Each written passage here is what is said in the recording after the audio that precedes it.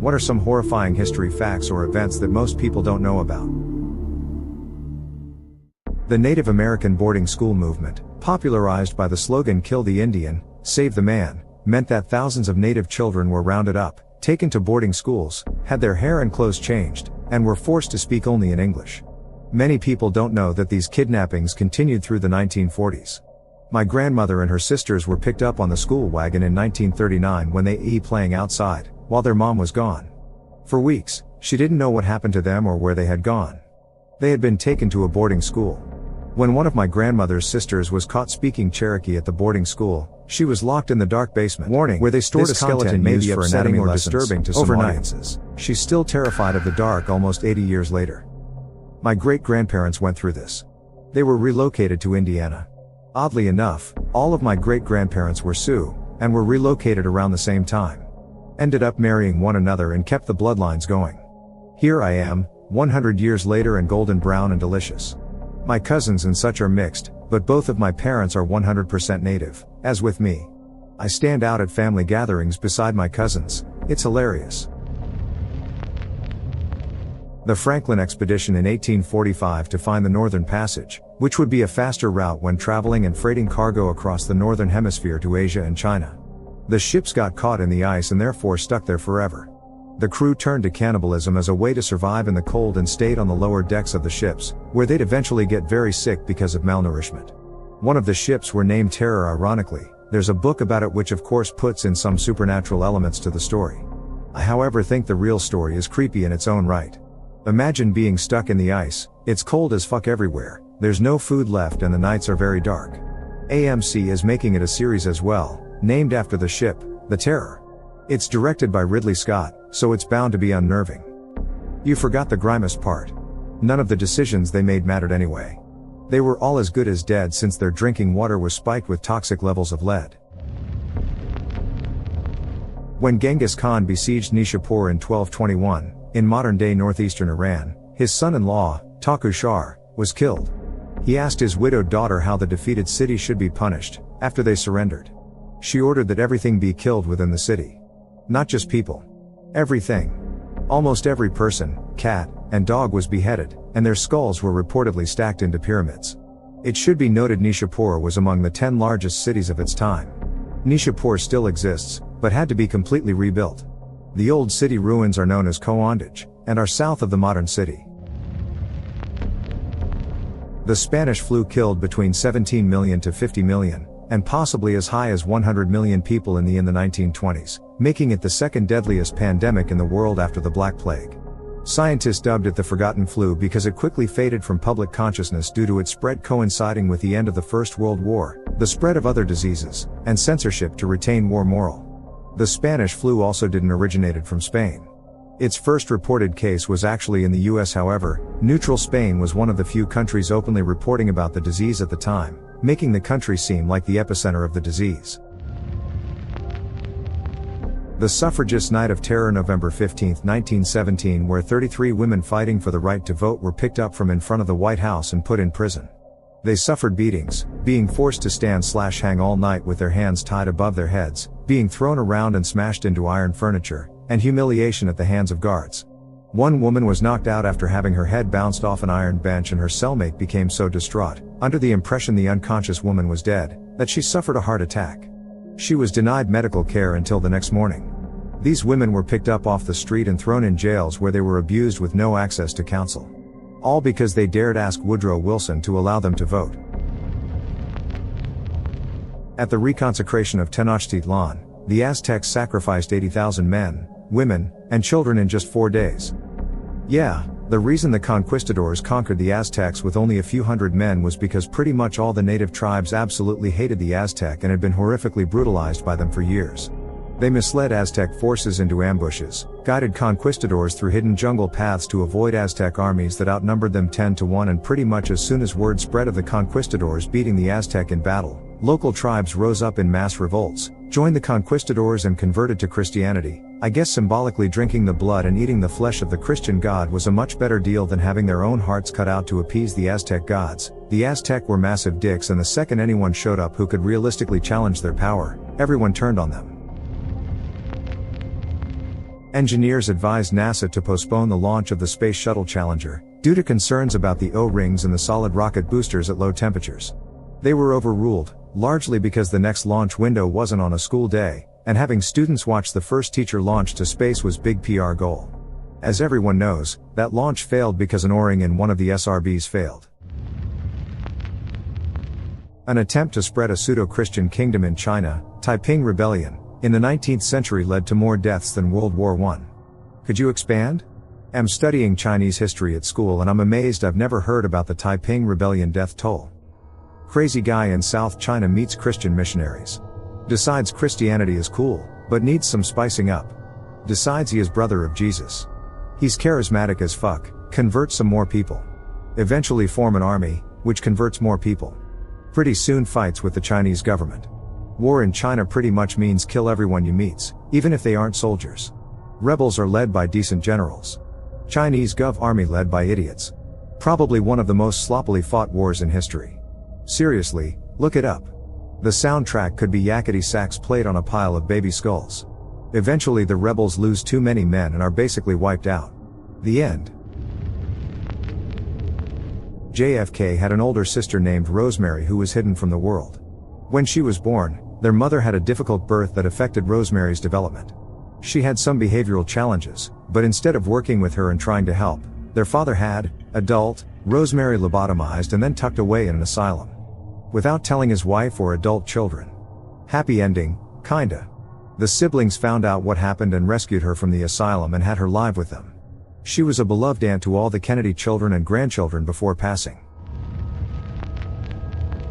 Nestlé convinced mothers in Africa to use formula instead of breastfeeding. It gets even worse than just that. The instructions for the formula stated to use clean/boiled water. Those instructions were in English. So they went ahead and were supplying all this baby formula to the African mothers, with clean water, up until they were dependent on the formula and weren't able to breastfeed. Once they weren't able to breastfeed, they stopped supplying the water for the formula. The African women, not being able to read the instructions, were using dirty water. This led to a ton of infants dying due to various different infections. Rwandan genocide, it lasted 4 months. 4 fucking months and 1 million plus people died. Most died from being hacked to death by machetes. Using the Rwandan government's estimates of 1,070,014 people dead in 100 days, that's 10,700 people killed per day. 446 people per hour. 7.4 people killed per minute. In an area that's 394 square miles larger than Maryland, 4 people in every 28 were murdered between April and July. That's about 72.6% of the Tutsi population. During the D-Day landings they had a load of petrol tankers intended to drive up the beaches to supply the vehicles during the Normandy landings. The night before the landings they gave custody of the various tankers to the drivers in charge of each. One of them was the grandfather of an old colleague of mine. Before getting a good night's sleep like all the others he promptly drained off a load of petrol and sold it to his buddies for a bit of cash. On the day of the landings then all of the tankers that had a full load were too heavy and sank into the sand and ended up getting bogged down on the beaches, except for one. The lighter tanker miraculously made it up off the beach and promptly began filling as many vehicles as possible. For his sterling efforts and uniquely skillful driving he got a medal. During World War II, the United States tried to use bats with small incendiary devices strapped to them as bat bombs. The bats would be forced into a sort of hibernation, loaded into empty bomb casings, and the bombs would be dropped over Japan. At a certain altitude the bomb casings would open, the bats would wake up and fly away to hide in the roofs of Japanese house. Once the timers on the incendiary devices went off, the houses would start on fire. The project never came to fruition as the tests that were tried never worked as intended. Most of the bats didn't wake up from their forced hibernation. Although, those bats that did wake up accidentally burned down some of the buildings at the test facility. There was a war started between Vietnam and the Champa because their marriage alliances ended when the Vietnamese princess was rescued from being burnt alive on her husband's funeral pyre. Like shit I know women have gotten the historical short stick, especially widows, but the fact that a few cultures thought to burn women alive if their husbands died is just terrible. At one point, Christopher Columbus fed alive child slaves to dogs. It's worth noting that Spanish Inquisition-era Spain thought Columbus was inhumanly cruel. Several of Columbus' contemporaries, some of whom were affiliated with the Inquisition, wrote pretty damning criticisms of him. His fellow Spanish settlers even lobbied the Spanish royal court to have him removed from the colony. In 1500 he was detained by a royal administrator, shipped back to Spain, and was stripped of all his titles. You have to be one seriously sick fuck to make the Spanish Inquisition go dude, harsh. The Great Siege of Malta, Mustafa had the bodies of the knights decapitated and their bodies floated across the bay on mock crucifixes. In response, de Valette beheaded all his Turkish prisoners, loaded their heads into his cannons and fired them into the Turkish camp. The Jacques de Molay curse. We aren't exactly sure of what he said. Jacques was the 23rd and last Grand Master of the Knights Templar. The French King Philippe from the Capetian dynasty and the Pope Clement V had him burned upon in front of Notre Dame de Paris in March. Molay appealed from this your heinous judgment to the living and true God, who is in heaven, warning the Pope that, within a year and a day, he and Philip IV would be obliged to answer for their crimes in God's presence. Some version also said that he cursed them until the 13 ND generation. Philip and Clement V both died within a year of Molay's execution. Clement succumbed to a long illness on April 20, 1314, and Philip died due to a stroke while hunting. Then followed the rapid succession of the last direct Capetian kings of France between 1314 and 1328, the three sons and a grandson of Philip IV. Within 14 years of the death of Molay, the 300-year-old house of Capet collapsed.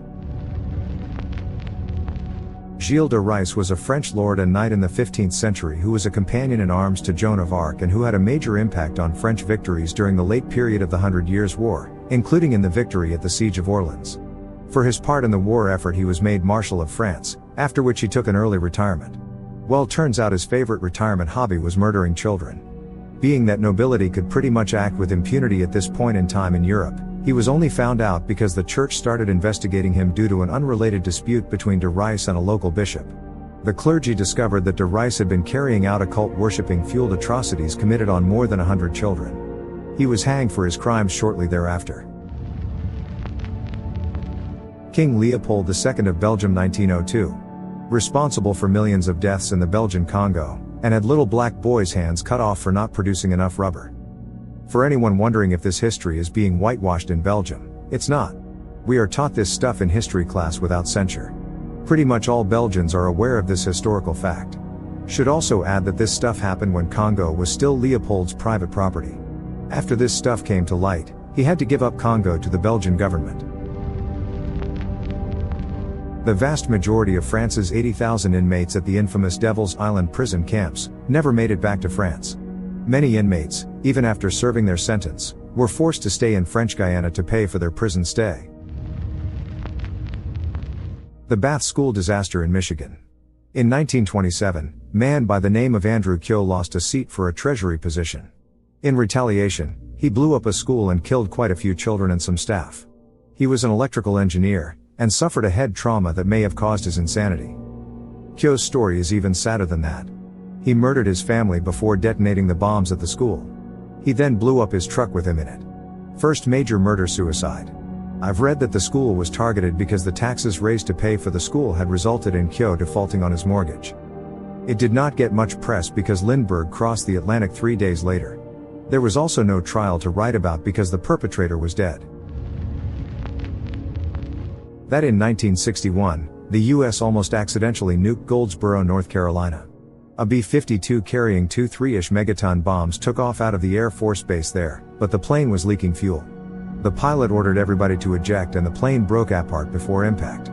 The bombs required 4 separate arming switches to be activated to actually detonate it, so the pilot was more worried about his crew.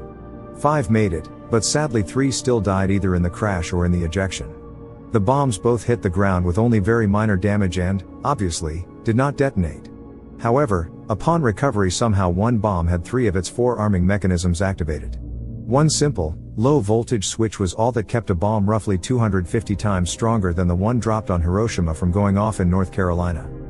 The similar thing happened in 1958 in Mars Bluff, South Carolina when Mk-6 nuclear bomb was accidentally dropped out of B-47 without the fissile core. The bomb hit a child's playhouse near a family home, injuring 6. The bomb's crater still exists and it is marked by a historical marker. After delivering essential components for the world's first atomic bomb to the island of Tinian via the USS Indianapolis in 1945, The ship was sunk from 2 torpedo hits from a Japanese submarine. The USS Indianapolis commander, Charles McVeigh, was court-martialed after the U.S. Navy subpoenaed the Japanese commander of the submarine that took down our ship. Despite the Japanese commanders testifying that there was nothing the U.S. commander could have done to save his ship, the United States Navy still used the U.S. commander as a scapegoat to save their own asses from embarrassment of this disaster. Of the 1,195 crewmen aboard, 300 went down with the ship and the remainder were subjected to dehydration, starvation, exposure, and non-stop shark attacks from ferocious oceanic whitetips.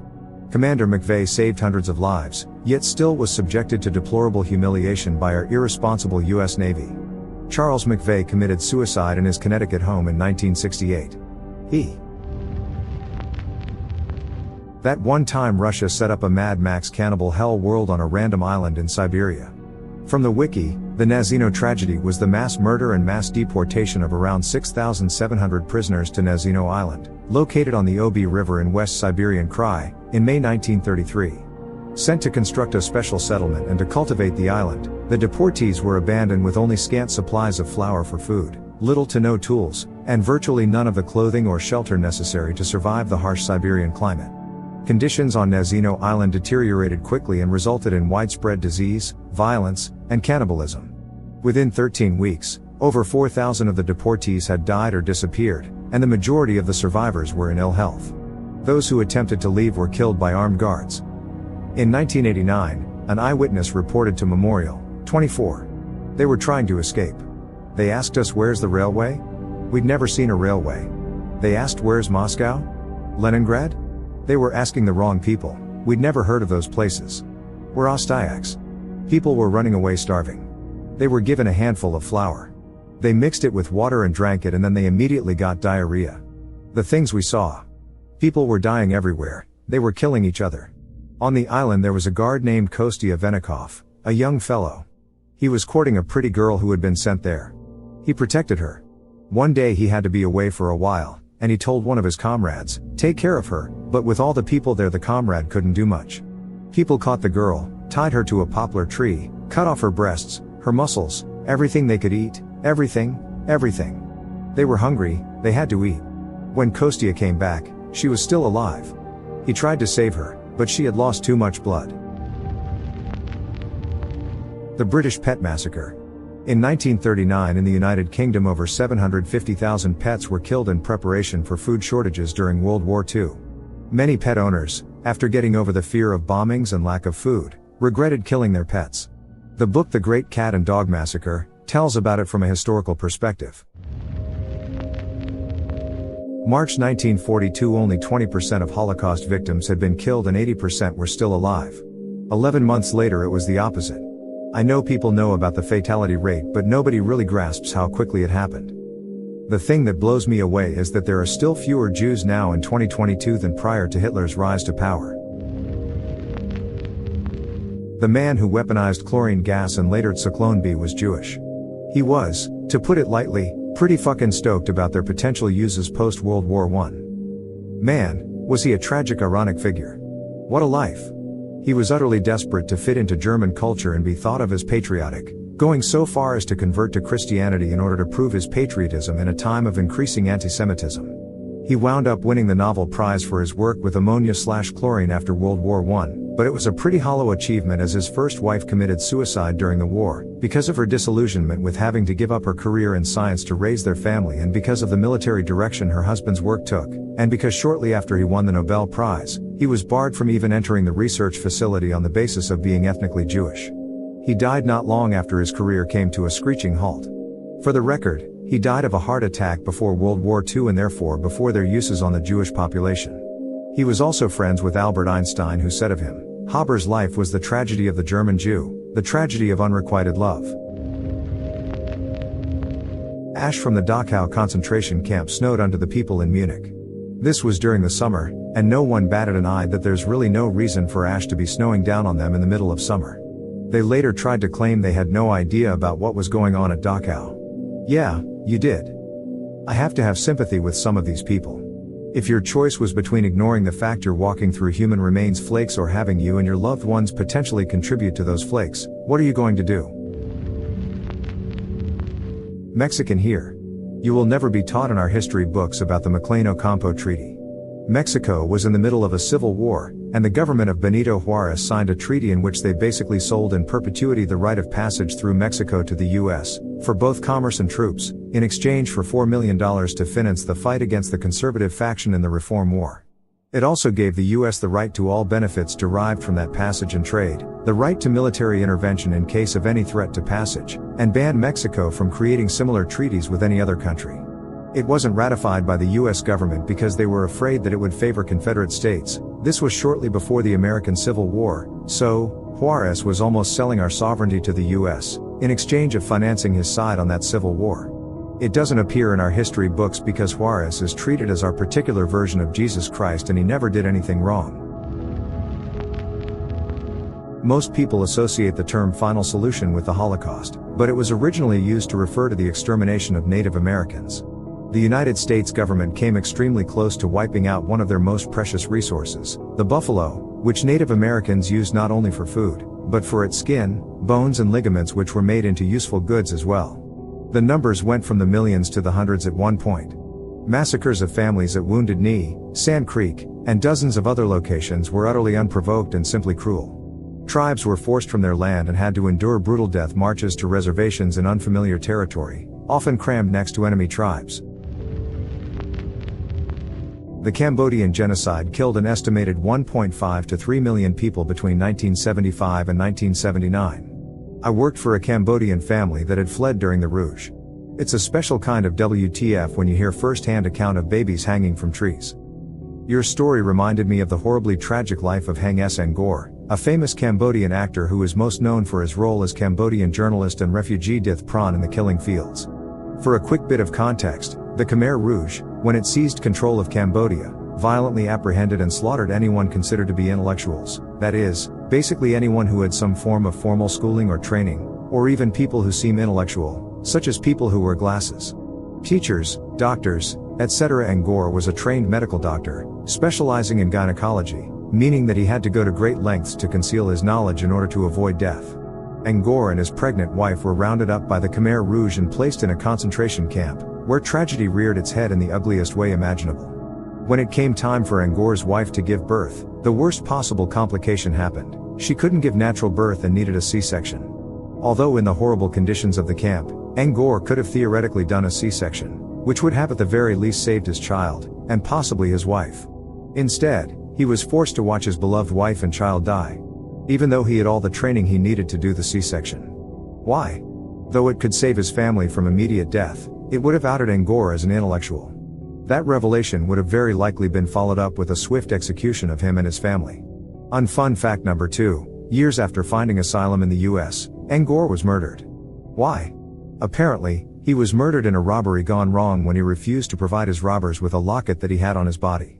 That locket contained a picture of his deceased wife.